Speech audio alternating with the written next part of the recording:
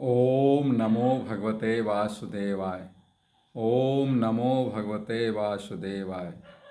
परम पवित्र ग्रंथ श्रीमद् भगवद गीता के 5वें अध्याय का 15वां श्लोक है। ना दत्ते कश्चित् पापम ना चयो सुकृतं विभुः अज्ञानेन आवृतं ज्ञानम तेन मुह्यन्ति जन्तवः। अर्थात भगवान ना तो किसी के पाप को ग्रहण करते हैं, ना ही किसी के पुण्य को भी।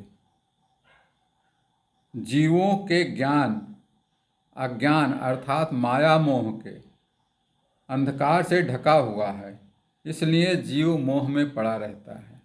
ये तो इसका अर्थ हो गया मित्रों। उसकी व्याख्या देखिए कितनी अच्छी है। भगवान श्री कृष्ण यहाँ पर कहते हैं कि वे किसी के भी पाप या पुण्य को अपने पर नहीं लेते। जीव अपने कर्मों का, अपने कामों का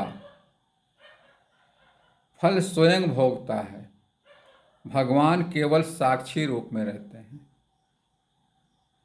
और वे जीव के कर्मों को, परिणामों को प्रभावित नहीं करते।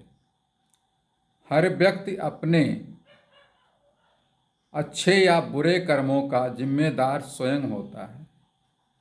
आपने अच्छा कर्म किया है, बुरा कर्म किया है, उसके लिए आप स्वयं जिम्मेदार हैं। ईश्वर ने आपको विवेक दिया हुआ, विवेक का प्रयोग करें और अच्छे बुरे में अंतर का स्पष्ट करें, उसके अनुसार काम करें। चूँकि आपका विवेक, आपका ज्ञान माया के आवरण से ढका हुआ है, तो भगवत भजन करके उस माया के आवरण को कम करने का प्रयास करें, हटाने का प्रयास करें, तभी कुछ हो सकता है। और उसके अनुसार जो कर्म करता है आदमी, उसके अनुसार ही उसे सुख दुख भोगना पड़ता है। सुख दुख का भागी तभी होता है, भगवान की मर्जी से नहीं होता। यह भगवान ने किया हुआ इसलिए हो गया, हमारे भाग्य में था इसलिए ऐसा हो गया, ऐसा नहीं है। भाग्य अपनी जगह पर सच है, लेकिन कर्म भी उतना ही सच है। कर्म और भाग्य दोनों रेखाएं हैं भगवान के हाथ में, लेकिन विवेक से उसको देखना है, चलना है, करना है।